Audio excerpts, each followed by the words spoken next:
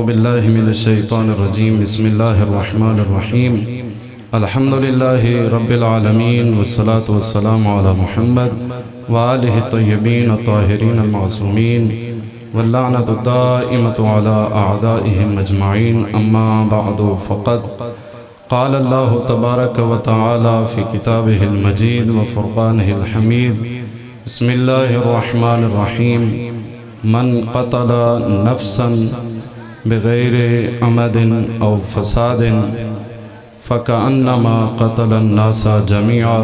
درود بھیجئے محمد والے محمد کی ذات پر۔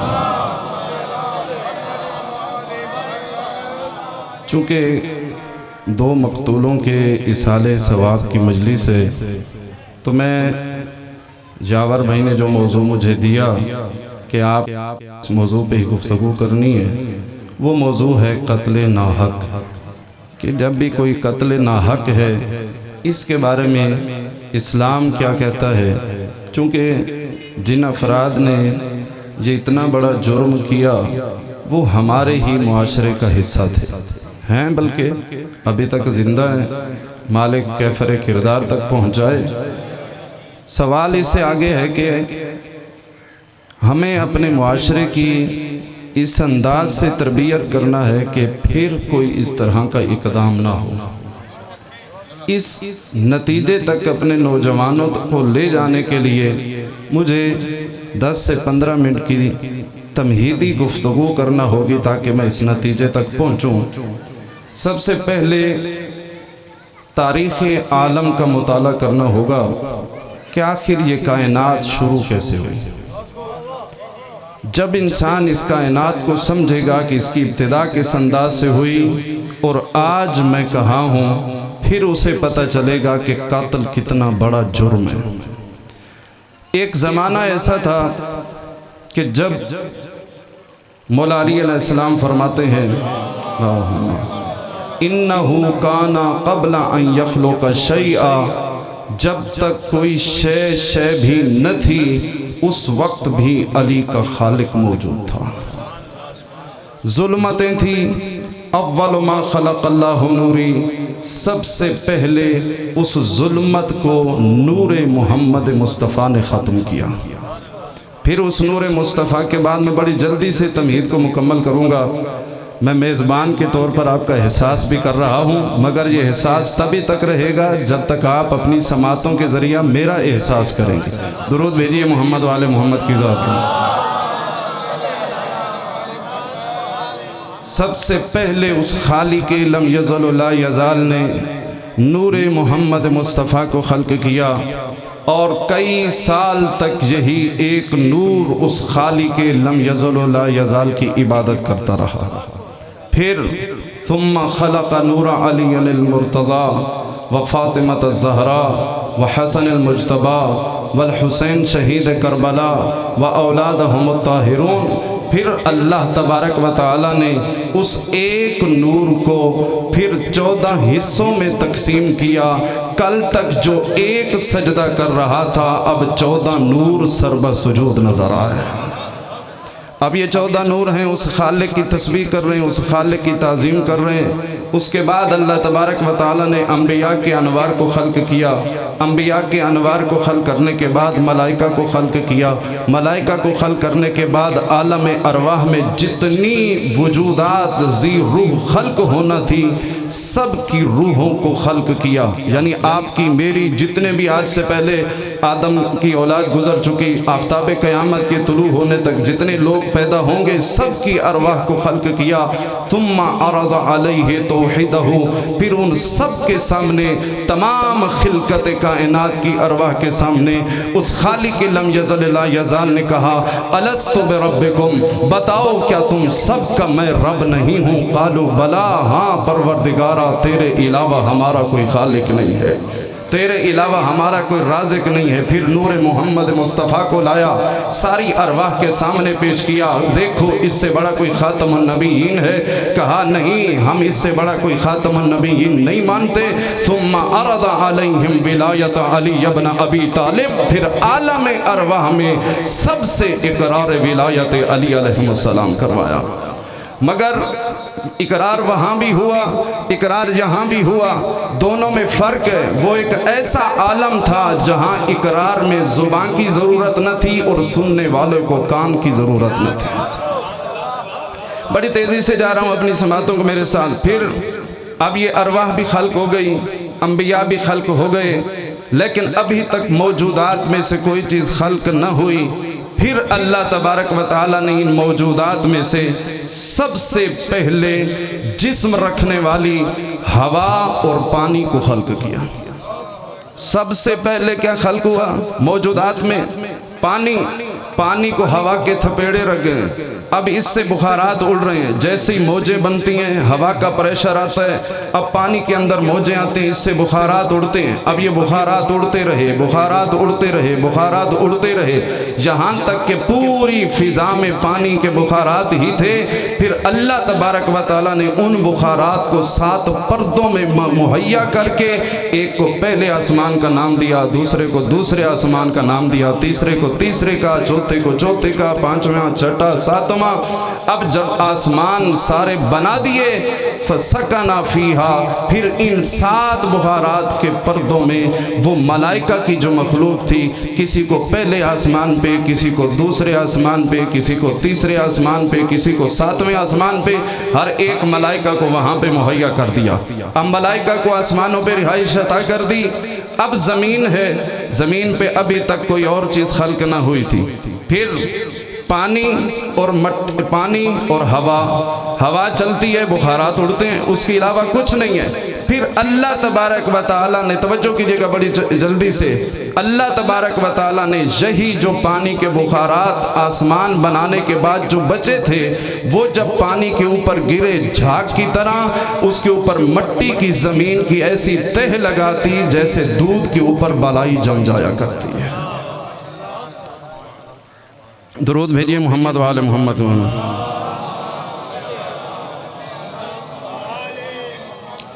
تو اللہ تبارک و تعالیٰ نے اس پانی کے اوپر مٹی کی تہ لگائی۔ آج بھی جو سائنس کو پڑھتے ہیں، پانی کا حصہ کتنا زیادہ ہے اور مٹی کا حصہ بہت کم ہے۔ اللہ تبارک و تعالیٰ نے یہ جو زمین ہم اتنی زیادہ دیکھتے ہیں، یہ ساری کی ساری کیا ہے؟ یہ اس ایک دودھ کے اوپر بالائی کی مانند ہے۔ زمین کا اور کائنات کا زیادہ حصہ جو اس کا ہے وہ پانی کے اوپر ہے۔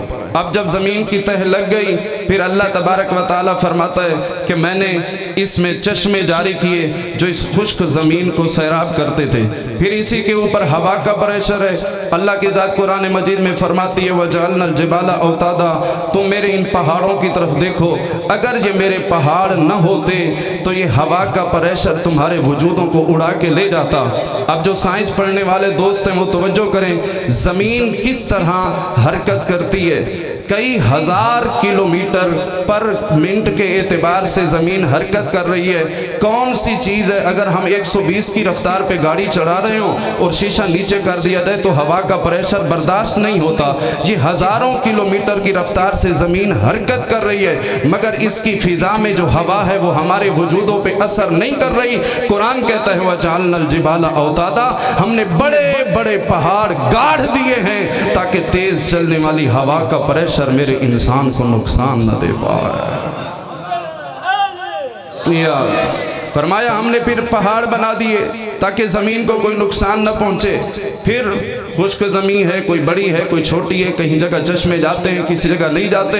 پھر اللہ کی ذات فرماتی ہے ہم نے بخارات کی شکل میں بادل بنائے، یہ بادل پرواز کر کے کسی جگہ جاتے ہیں اور زمین کو سیراب کرتے ہیں۔ پھر یہ بادل آئے زمین کو سیراب کرتے رہے، وہ جو خشک زمین تھی وہ ہریالی ہو گئی، پھل پھول ہو گئے، ہر جگہ ہوا معطر ہو گئی، مگر اس کے باوجود بھی اس زمین کا کوئی مکین نہ تھا۔ پھر اللہ تبارک و تعالیٰ نے اس زمین کے مکین کے اوپر سب سے پہلے آگ سے جنات کی مخلوق کو خلق فرمایا۔ یہ جنات زمین میں رہتے رہے اور ان کے ساتھ چرند بھی تھے، پرند بھی تھے، حیوانات بھی تھے، بھیڑیے بھی تھے۔ یہ جنات اور حیوانات کا تعلق آپس میں رہا، مگر سوائے جنگ و جدال کے یہ جنات اس زمین کو آباد نہ کر سکے۔ پھر اللہ تبارک و تعالیٰ نے پھر اللہ فرمایا انی جاعل فی الارض خلیفہ، اب میں زمین میں کوئی اپنا نمائندہ بھیجنا چاہتا ہوں جو اس زمین کو جا کے آباد کرے۔ پھر خس و خاشاک کے درمیان پڑی ہوئی زمین سے اللہ تبارک تبارک و تعالی نے مٹی کے ذرات کو ارادہ مشیت سے اکٹھا کیا، پھر پانی کا کچھ حصہ لیا، یہ خاک اور پانی کے حسین ملاپ سے اللہ فرماتا ہے میں نے آدم جیسی مخلوق خلق فرمائی، پھر آدم کی بچی ہوئی مٹی سے میں نے تمہاری اماں حوا کو خلق فرمایا، انہیں خلق کرنے کے بعد میں نے ملائکہ سے کہا میں اسے اپنا خلیفہ بنا رہا ہوں۔ اب ملائکہ کہنے لگے کیا ہم تیری تسبیح کے لیے کافی نہیں ہیں؟ کیا ہم تیری تقدیس کے لیے کافی نہیں ہیں؟ کیا ہم تیری تسبیح و پروردگار کے لیے کافی نہیں ہیں؟ ذات ہدیت نے فرمایا انی اعلم ما لا تعلمون، جو میں جانتا ہوں وہ تم نہیں جانتے۔ اب دونوں کا امتحان لیا، کہا تمہارا اشکال ختم ہو جائے گا، آؤ میرے آدم کا مقابلہ کرنے کے لیے۔ ادھر سے ملائکہ کو لے آیا، ادھر سے اپنے آدم کو لے کے سامنے آ گیا، دونوں کے لیے ایک انوار کا تعارف پوچھا، بتاؤ تو جہی یہ عرش کے مکین کون ہیں؟ تو کہنے لگے پروردگارا ہمیں جو تو نے تعلیم دیا ہے اس کے علاوہ جانتے نہیں ہیں۔ کہا آدم یہ کون ہیں؟ کہا ہم فاطمہ و ابوہا و بعلہا و بنوہا، پروردگارا یہ درمیان میں نور فاطمہ ہے، اس کے گرد نور محمد مصطفیٰ ہے، اس کے ساتھ نور علی ہے، اور یہ نور حسن ہے، یہ نور حسین نظر آ رہا ہے۔ اللہ اکبر یا رسول اللہ، عظمت محمد و آل محمد پہ بلند صلوات، اللہم صلی علی محمد۔ مگر پھر بھی یہ جواب مکمل نہ تھا، اللہ نے خاموش کرایا تھا اس مقام پہ ملائکہ کو کہ میں نے آدم کو کون سی فضیلت عطا کی ہے، مگر پھر بھی ملائکہ کے ذہن میں سوال رہا۔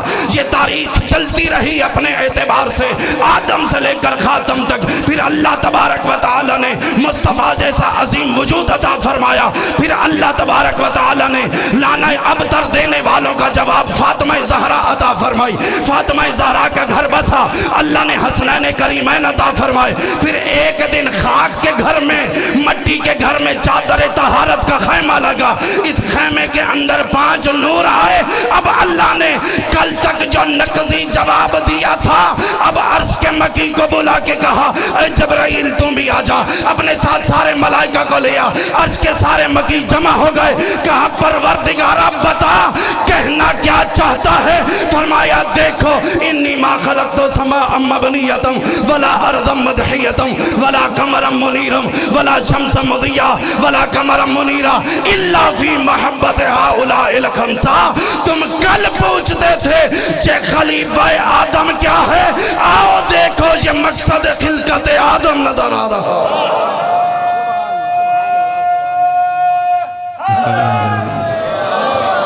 تو اللہ تبارک و تعالی نے ہر مقام پہ خلقت کا تعارف کرا دیا۔ چہی وجہ ہے کہ جب اس مقام پہ جب یہ امتحان لے لیا، بڑی تیزی سے چل رہا ہوں، تو فرمایا سبھی میرے آدم کو سجدہ کرو، رخ کرو آدم کی جانب اور اسے سجدہ کرو۔ سب نے حضرت آدم کی طرف رخ کر کے سجدہ کیا الا ابلیس، مگر ابلیس نے نہیں۔ سوال ہی ہے اللہ سجدہ کرا دیتا، اپنے آپ کو حضرت آدم کو سجدہ کرانے کی ضرورت کیا؟ یہاں پہ بات یہ نہیں ہوتی کہ باپ کو تو ہر کوئی مانتا ہے، باپ بعض اوقات کہتا ہے آپ کو بڑے بھائی نے نہیں کہا پانی لے آؤ، جاؤ پانی لے کے آؤ، تربیت کرنا چاہ رہا ہے کہ اس کے چھوٹے بیٹے کے دل سے تکبر ختم ہو جائے اور یہ باپ کا حکم ماننے کی اپنی تربیت کرے۔ اللہ نے یہ ایک تربیت کرنی تھی اور ایک رول ماڈل کے طور پر اصول معین کرنا تھا، فقط مجھے نہیں ماننا بلکہ میری بھی ماننی ہے۔ یہ نہیں کہ کوئی کہے ہم اللہ کو مانتے ہیں مگر اللہ کی نہیں مانتے۔ اس وقت اللہ نے کہا میرے آدم کو مانو یہ میرا خلیفہ ہے، اور جو اس وقت انکاری ہوا وہ مردود ہو گیا، بس وہ قاعدہ معین ہو گیا۔ آدم کو اللہ نے بنایا، آدم کا انکار کرنے والا بھی مردود ہے، اور آج بھی ختم نبوت کا انکار کرنے والا بھی مردود ہے۔ دونوں سلسلے چلتے رہے۔ اب اس کے بعد آدم کی خلقت کے بعد پھر سلسلہ کیسے چلا؟ اللہ نے اولاد عطا فرمائی، حابیل ہے، قابیل ہے، شیس ہیں، اور اس کے علاوہ بیٹے اللہ نے عطا فرمائے۔ نسل چلنی ہے آگے، مگر وہ چلتی ہے زوجہ اور شوہر سے۔ حضرت آدم کو اگر اللہ بیٹی عطا کرے، بہن اور بھائی کا نکاح کیسے ہوتا؟ اب اللہ تبارک و تعالیٰ نے ارادہ مشیت سے जनाब शीश के लिए हूर अता फरमाई। हूर और जनाब शीश के आपस में अक़्द ज़िवाज के ज़रिया ये नस्ल आदम अलैहिस्सलाम आगे बढ़ी। अब ये जो नस्ल आदम अलैहिस्सलाम आगे बढ़ी, मौजू मेरा साथ साथ चल रहा है कि तारीख़ आलम क्या है। अब हज़रत आदम की खिलकत तो हुई मिट्टी से और पानी से, इससे आगे जो वजूद चले वो कैसे चले, आगे औलाद कैसे चली, हर चीज़ पे कुरान की दलील। फरमाया फलयंजुरुल इंसान मिम्मा खुलिक, तकब्बुर करता ना इंसान, मुझसे बड़ा कोई नहीं है। आपको शर्म नहीं आती मेरे सामने बात की है, मैं हूँ। अल्लाह की ज़ात फरमाती है फल यंजुर, वो तकब्बुर करने वाला थोड़ा देख। क्या देखूं परवरदिगारा, मिम्मा खुलिक, मैंने तुझे खल्क किससे किया। हम कहते हैं ना बाज़ औक़ात ये फलां कौम से ताल्लुक़ रखने वाला मेरे सामने बात करेगा। अल्लाह की ज़ात तकब्बुर करने वाले इंसान से कहती है अपनी खिलकत की इब्तिदा देख, तुझे अल्लाह ने खल्क किससे किया। तो अपनी इब्तिदा को देख, जब तेरी अपनी इब्तिदा को देखेगा फिर तेरा सारा तकब्बुर खाक में मिल जाएगा। खुद ही अल्लाह जवाब देता है किससे, मिन माइन दाफिक, मैंने उछलते हुए पानी से इंसान को खल्क किया। अच्छा, उछलता हुआ पानी कहाँ से, मैंने सुल्ब व तराइब, रीढ़ की हड्डी और पसलियों से एक मखसूस मादा मैंने निकाला। फिर उछलते हुए पानी को परवरदिगार फरमाता है वजअलना फी करार मकीन, मैंने एक बेहतरीन रहम बना के उसमें उस पानी को जगह अता कर दी। अब वो उस रहम मादर में तो था क्या, ज़र्रात था, ज़र्रात से खून बना, खून से मखसूस लिक्विड बना, मखसूस लिक्विड को अल्लाह फरमाता मैंने उसे ठहरने के लिए तेरी माँ का रहम बनाया। वजअलनाहा फी करार मकीन, बेहतरीन ठहरने की जगह है। फ़ख़लक़ना नुत्फ़त अलक़तन फ़ख़लक़ना अलअज़ग़त इज़ामन फ़कसौना अलइज़ाम लहमा, हमने सबसे पहले नुत्फ़े को लोथड़े में बदला, लोथड़े को फिर हमने गोश्त में बदला, गोश्त को फिर हमने हड्डियों में बदला, हड्डियों के ऊपर हमने एक जिल्द का पर्दा बना दिया। सुम्मा अंशाहा खल्कन आखर, फिर हमने एक और खिलकत बना दी। दुरूद भेजिए मोहम्मद वाले मोहम्मद की। बस जो तबर्रुक आ गया ना, इसे 2 मिनट रखिएगा, जब ख़त्म पढ़ूंगा ना तो उस वक्त बाकी ले आएगा, ताकि मेरे गुफ्तगू डिस्टर्ब ना हो। ठीक है जी, मेहरबानी। दुरूद भेजिए मोहम्मद वाले मोहम्मद की।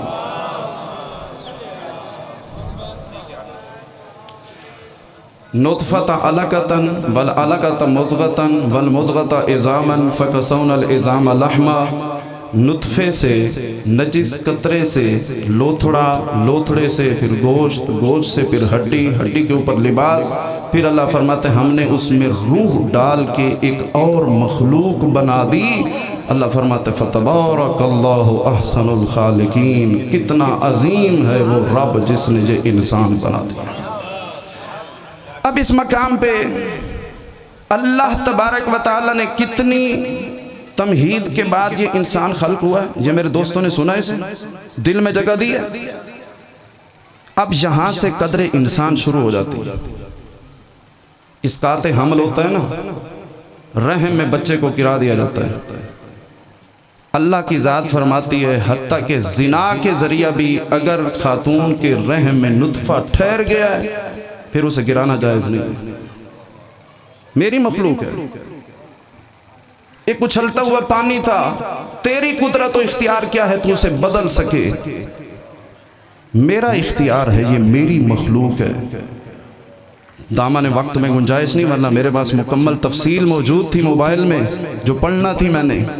अगर नुतफ़ा लोथड़े में बदल जाए, लोथड़ा ज़ाय करने का की दियत अलग है, वो गोश्त में बदल जाए उसकी दियत उससे बढ़ जाती है, हड्डी में बदल जाए उसकी दियत उससे बढ़ जाती है। फिर अल्लाह फरमाता है जब चौथे माह में मैं इस वजूद में रूह डाल दूं फिर किसी को जुर्रत नहीं होनी चाहिए मेरे बनाए हुए इंसान की जिंदगी को ख़त्म कर दे। परवरदिगारा, अगर कोई शिक में मादर की बात कर रहा हूँ, जिंदा बाहर आने वाले बच्चे की बात नहीं कर रहा। शिक में मादर में जब बच्चा हरकत करने लग जाता है वहाँ से पता चलता है बच्चे में रूह आ गई है। फरमाया इस बच्चे को ज़ाय नहीं कर सकते। फरमाया अगर कोई करे तो, कुरान पढ़ रहा हूँ, फरमाया कतला मुमिनन, ये ऐसे है जैसे उसने एक मोमिन को कत्ल कर दिया। और उसकी दियत पता क्या है?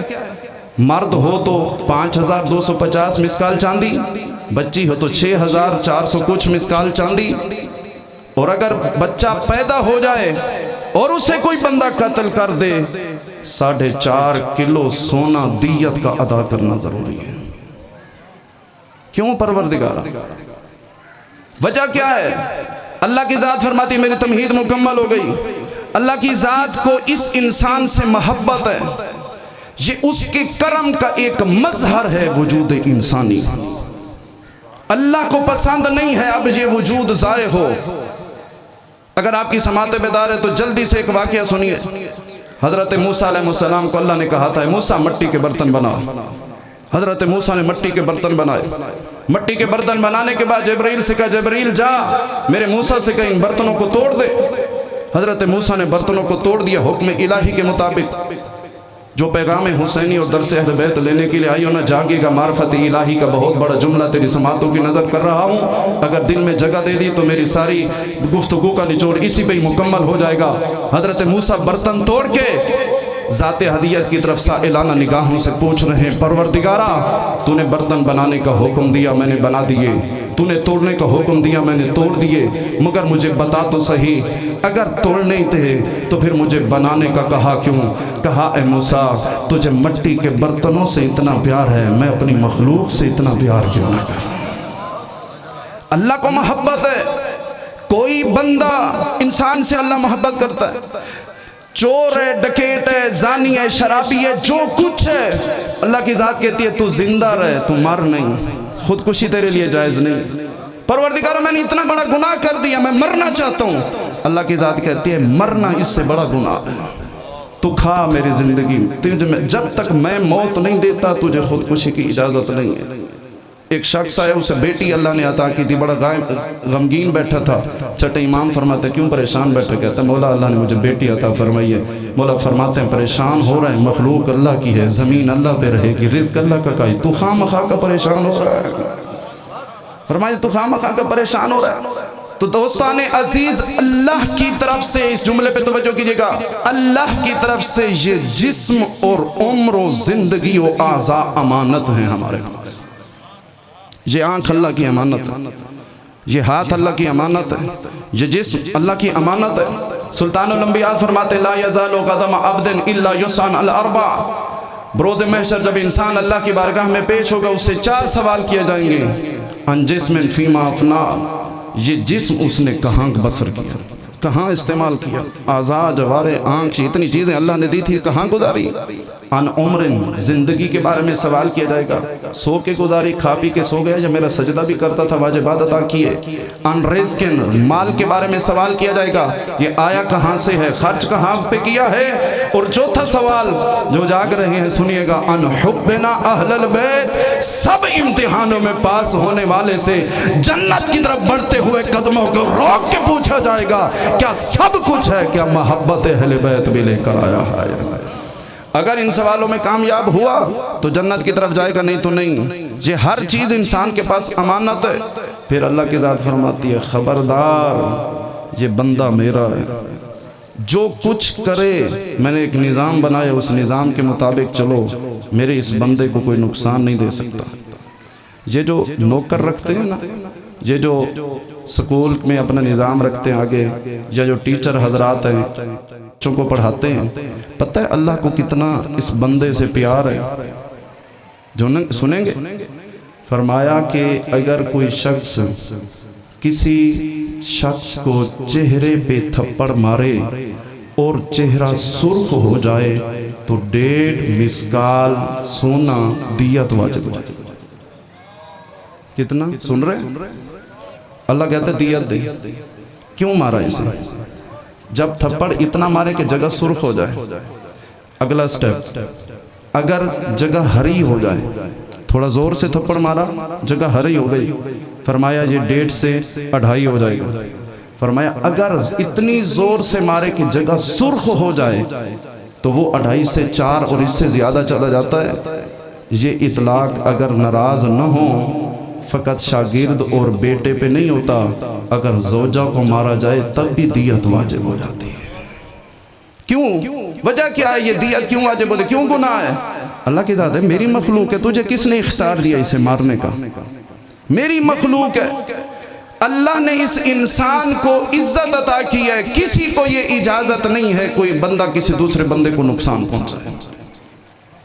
اتنی بڑی محبت کرنے والا رب، اتنا بڑا احسان و کرم کرنے والا پروردگار، کتنی عزت دی انسان کو، مگر جب اتنے کریم رب کے ہوتے ہوئے کوئی بندہ اپنے ضمیر میں اتنا بد ضمیر ہو جاتا ہے اور دوسرے بندے کو نقصان پہنچاتا ہے، جہاں تک کہ اس کی زندگی ختم کر دیتا ہے، قرآن مجید میں اللہ فرماتا ہے فَكَأَنَّمَا قَتَلَ النَّاسَ جَمِيعًا، یہ جو اس نے ایک بندہ قتل کیا ہے، اس نے ایک نہیں، اس نے انسانیت کو قتل کر دیا۔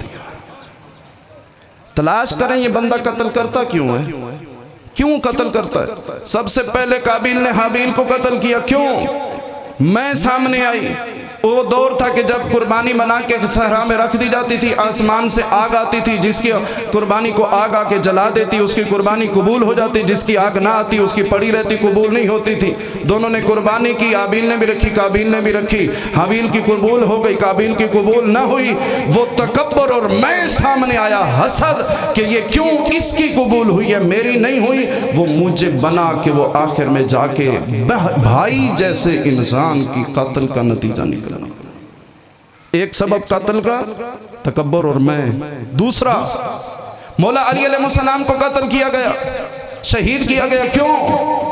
مولا علی علیہ السلام جیسی عظیم شخصیت کو جو سورج سے بھی زیادہ واضح عدالت کا پرور وجود ہے، اسے شہید کیا گیا۔ اس کا سبب، وہ سبب یہ تھا ایک خوارج کا انتقام اور دوسرا ایک خاتون کی محبت کو استعمال کر کے علی جیسا عظیم وجود ہم سے چھین لیا گیا۔ دوسرا سبب اپنے دلوں سے عشق و محبت مجازی کو نکالنا ہے۔ یہ کوئی عشق مجازی نہیں ہے، عشق ایک ہی ہے جو عشق الہی ہے۔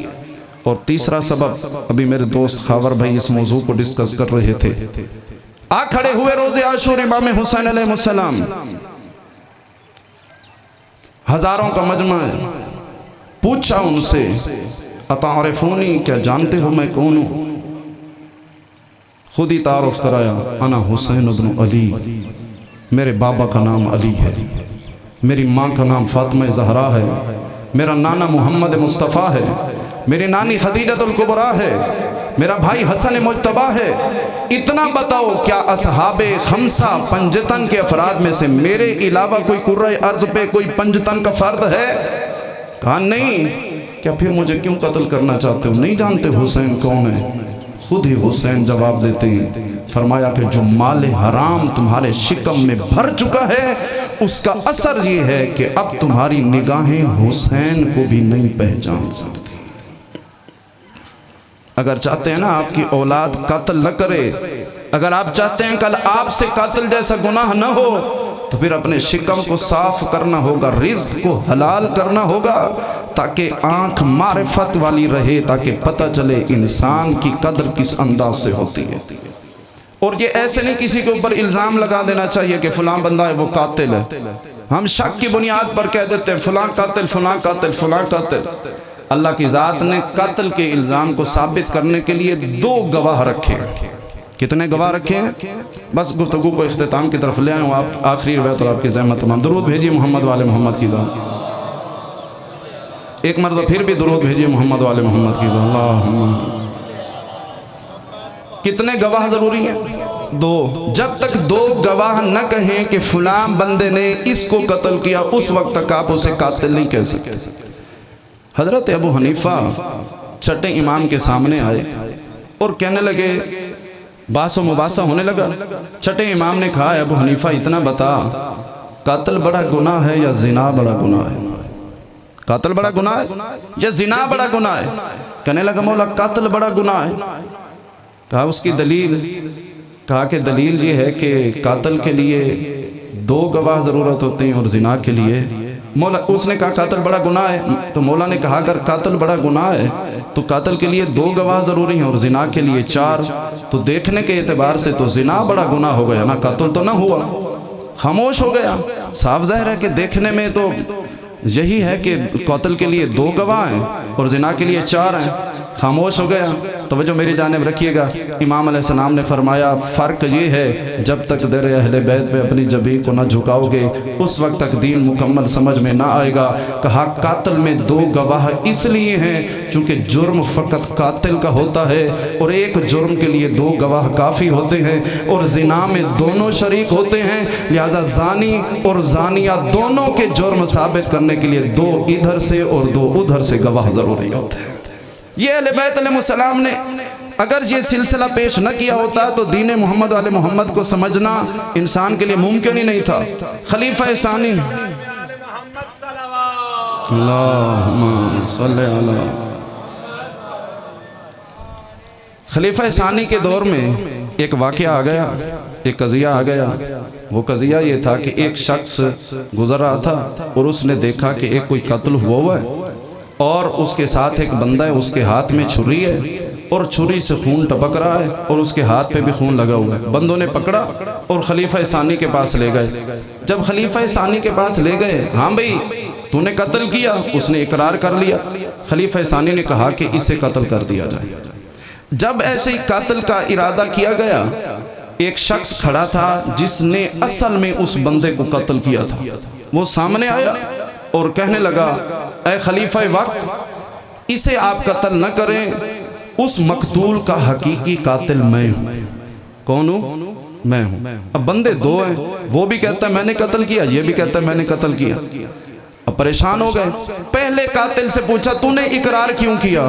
تو کہتا ہے میں نے اقرار اس لیے کیا کہ مقتول کے پاس کھڑا تھا, میرے پاس کوئی چارہ کار نہیں تھا, میں تو اصل میں اپنا جانور ذبح کر رہا تھا, مجھے رفع حاجت کے ہوئی تو میں اپنی رفع حاجت کے لیے یہاں آیا, دیکھا آگے مقتول تھا, اس بندے نے مجھے دیکھا اور پکڑ کے یہاں پر لے آیا, میرے پاس انکار کی گنجائش ہی نہیں تھی, اس لیے خلیفہ کے سامنے میں نے انکار نہیں کیا, اقرار کر لیا. اب یہ بندہ بھی کہہ رہا ہے کہ میں نے قتل کیا, اس نے نہیں کیا. وہ کہتا ہے میں نے پہلے جھوٹ بولا تھا. اب بتائیں سزا کسے ملے گی؟ آپ بتائیں سزا کسے ملے گی؟ وکیل بھی بیٹھے ہیں نا, جو دوسرا اقرار کرنے والا ہے اسے یا جس نے پہلے اقرار کیا تھا.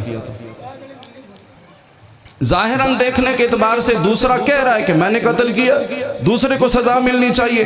اب یہ اتنی بحث چل رہی تھی کہ یہ بات مولا علی علیہ السلام تک پہنچی. کس تک پہنچی؟ مولا علی علیہ السلام کے پاس قضیہ پہنچ گیا کہ پہلا بندہ کہتا ہے میں نے قتل کیا, اب وہ انکار کر رہا ہے. دوسرا بندہ کہتا ہے میں نے قتل کیا, ہو سکتا ہے کچھ دیر کے بعد یہ انکار کر دیں. ان 2 میں سے سزا کسے دیں؟ تو مولا علی علیہ السلام نے فرمایا ان 2 میں سے کسی کو سزا نہیں ملے گی. ان 2 میں سے کسی کو سزا نہیں ملے گی. کیوں؟ اس کی وجہ یہ ہے کہ پہلے بندے نے قتل ہی نہیں کیا, کیونکہ دوسرے نے کہہ دیا میں قاتل ہوں, اور وہ بھی کہہ رہا ہے کہ میں نے اب پر اثر ہو کر خوف کی ڈر کی وجہ سے میں نے خلیفہ کے سامنے اقرار کیا, ورنہ میں نے قتل کیا نہیں تھا, تو اس کے اوپر سزا بنتی نہیں ہے. اب سارے مجمع اکٹھا ہے صحابیوں کا, خلیفہ وقت منصب قضاوت پہ موجود ہے, مقتول کے ورثاء بھی موجود ہیں, اور اس پر مجمع میں مولا علی علیہ السلام کہہ رہے ہیں نہ دوسرے کو سزا ملے گی نہ پہلے کو. سبھی نے کہا کہ پہلے کو سزا نہیں ملے گی, یہ تو سمجھ میں آ گئی, مگر یہ دوسرے کو سزا کیوں نہیں ملی؟ تو مولا علی علیہ السلام نے فرمایا قرآن جہاں پہ کہتا ہے من قتل نفسا فقتل الناس جميعا, وہاں یہ بھی کہتا ہے ومن احیاها فقد احیا الناس جميعا. جس نے ایک مسلمان مومن کی زندگی بچائی وہ ایسے ہے جیسے پوری انسانیت کو بچا دیا. بے شک یہ بندہ قاتل ہے, لیکن جب اس نے دیکھا کہ فلاں بندہ مر رہا ہے, اس نے اس کی زندگی بچائی, اللہ نے اس کی بھی زندگی سے عطا کر دی. مسئلہ حل ہو گیا, دونوں بچ گئے. وہ رسا کھڑے ہیں, کہتے ہیں مولا علی علیہ السلام پہلا قاتل چلا گیا, انکار کر گیا, اسے آپ نے سزا نہیں دلوائی. دوسرے کو آپ نے بچا دیا قرآن کی آیت پڑھ کے کہ اس نے کسی کی جان بچا لی. ہمارا تو نقصان ہو گیا, ہمارا جو رشتہ دار فوت ہو گیا, اس کی دیت کون دے گا؟ مولا علی علیہ السلام فرماتے ہیں یہ خلیفہ وقت کی ذمہ داری ہے, بے جرم کا جو جرم ثابت ہو جائے پھر اس کا حق بیت المال سے ادا کیا جائے. یہ بیت المال میں جو مال پڑا ہے یہ دیت کے طور پر ادا کر دیا جائے. وہ رسا दियत लेके चले गए, पहला कातिल भी छूट गया, दूसरा कातिल भी छूट गया। सलाम हो नजफ में रहने वाले अली को।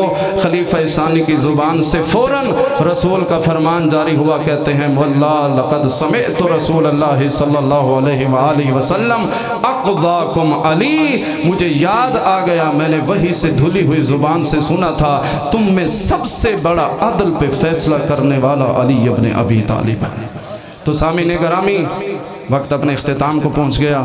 मुझे अगरचे हुक्म दिया गया है कि मसाइब के जुमले नहीं पढ़ने, लेकिन मैं 2 जुमले अपनी हाज़िरी को मुकम्मल करने के लिए पढ़ूँगा। जब रोज़े महशर होगा तो मकतूल के वरसा आएंगे और परवरदिगार की बारगाह में दस्ते दुआ बुलंद करेंगे। ज़ौजा आएगी, परवरदिगारा बता मेरे शोहर का कसूर क्या था। औलाद आएगी, कहेगी बता परवरदिगारा मेरे बाबा का कसूर क्या था। माँ आएगी, कहेगी परवरदिगारा बता मेरे लख्ते जिगर का कसूर क्या था। अल्लाह की ज़ात अपने ख़ज़ाने कुदरत से इसको अजर अदा करेगी और कातिल को उस दिन यौम तुबला सराइर, वहाँ कोई अपने आप को छुपा न सकेगा। दरकिल असफल, कुरान कहता है जहन्नम के निचली तह में अल्लाह की ज़ात कातिल को डाल के जलाएगा। मैं कहता हूँ परवरदिगारा बड़े नाहक कत्ल हुए, वो सभी मकतूल के वरसा तेरी बारगाह में आएंगे। एक नाहक कत्ल करबला में हुआ। आयतुल्लाह काज़िम कज़वीनी कहते हैं नबी की दुखियारी बेटी रसूल की बेटी फातिमा ज़हरा महशर में अल्लाह के इस मनसब अदालत के सामने आ खड़ी होगी। एक हाथ में हुसैन का खून आलूद कुर्ता और दूसरे हाथ में सैयद शुहदा का कटा हुआ सर आ खड़ी होगी महशर में। परवरदिगारा बता मेरे हुसैन का कसूर क्या था। मेरी आकाज़ादी रुबाब आएंगी, यकीनन आ खड़ी होंगी और लिया हुआ होगा मेरी आकाज़ादी ने सैयद रसूल की ये नवासियाँ दुख्तराने बनाते पैगंबर आ खड़ी होंगी, कहेंगी परवरदिगारा मेरे शिशमाए अली असगर का क्या कसूर था। और जब मंजिलें आगे बढ़ेगी इंतकाम के सवाल के लिए 4 साल की सकीला आके कहेगी बाबा मुझे बता तुझे किस जुर्म में शहीद किया गया। अरे परवरदिगारा मुझे बता मेरे बाबा को क्यों मारा गया। आवाज़ कुदरत आएगी ऐना ऐना ज़ालिमून, कहाँ है वो ज़ालिम लोग जिन्होंने मेरी अहले बैत को रुलाया। अज़ादारो यही वजह है ये दास्तान करबला इसलिए जिक्र की जाती है ताकि इंसान इस अमर की तरफ मुतवज्जे हो। आज अगर इस्लाम जिंदा है, आज अगर कुरान जिंदा है, आज अगर दीन के तमाम फरामीन जिंदा हैं, उसका सबब फ़कत और फ़कत वो करबला की कुर्बानियाँ हैं कि यही फितरत है ना। अज़ादारो जब भी कोई फौत होता है उसकी बिनात, उसकी बेटियाँ, उसकी बहनें घर में रह जाती हैं। वो रसा मैयत को ले जाते हैं, दफन करते हैं, नमाज जनाजा पढ़ते हैं, फिर घर वापस जाते हैं। ख़वातीन को इकट्ठा करके कहते हैं तुम्हारे बाबा को दफन कर दिया, तुम्हारे शोहर का जनाजा पढ़ा है, तुम्हारे बेटे की कब्र बनाए। मगर करबला में ये सारी फितरत के कानून बदल गए। मैयत करबला में बिखरी रह गई। बनाते पैगंबर कसीर होके कभी कूफा का बाजार, कभी शाम का बाजार आई है ना। फिर चेहलम बनाने के लिए भाई की कब्र पे आ खड़ी हुई, रो के कहती है भैया सो गए हो ना, आ देख फातिहा शाम बन के ज़ैनब वापस आ गई। दोस्तों अजीज़ों, हकीकी दर्स करबला ये है कि हम अपने अंदर उस दीन को, उस इस्लाम के कवानीन को दिल में रासिख करें कि जिस दीन इस्लाम के लिए इमाम हुसैन अलैहिस्सलाम ने कुर्बानी दी है। दुरूद भेजिए मोहम्मद वाले मोहम्मद की ज़ात में।